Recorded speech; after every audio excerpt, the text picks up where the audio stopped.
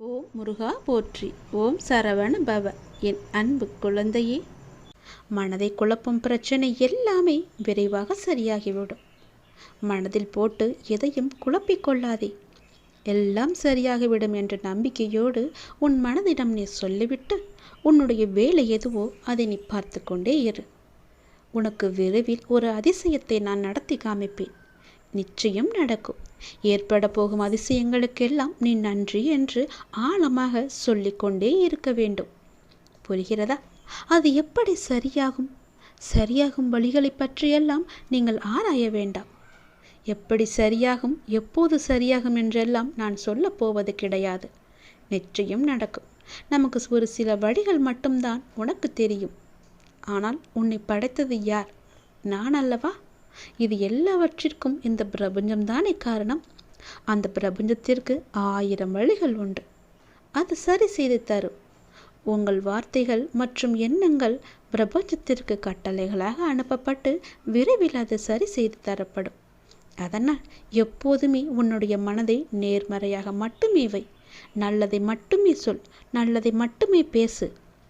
அது பிரபஞ்சத்திற்கு அது தெரிய வரும்போது நிச்சயம் அது உனக்கான எல்லாவற்றையுமே சரி செய்து தரும்.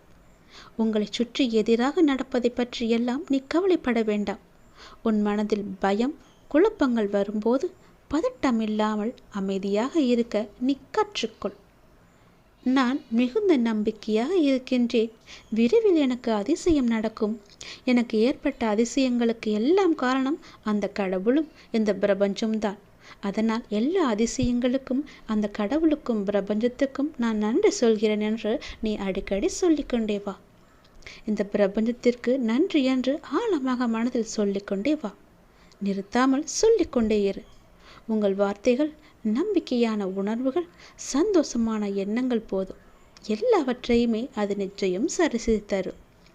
உன் மனதில் எத்தனை குழப்பங்கள் இருந்தாலும், எவ்வளவு கஷ்டங்கள் இருந்தாலும், எவ்வளவு கவலைகள் இருந்தாலும் எல்லாவற்றையுமே பிரபஞ்சத்திடமும் கடவுளிடமும் போய் சொல்.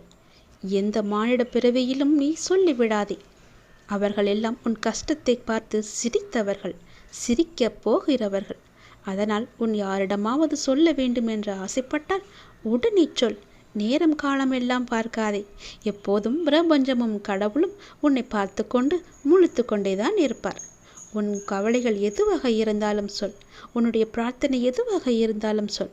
அவர்களுக்கு நன்றி என்று கூறிவிட்டு அவருடைய பிரார்த்தனையை நிச்சயம் நிறைவேற்றா என்று அவங்களிடம் ஒப்படைத்துவிடு. நல்லது நடக்கும்.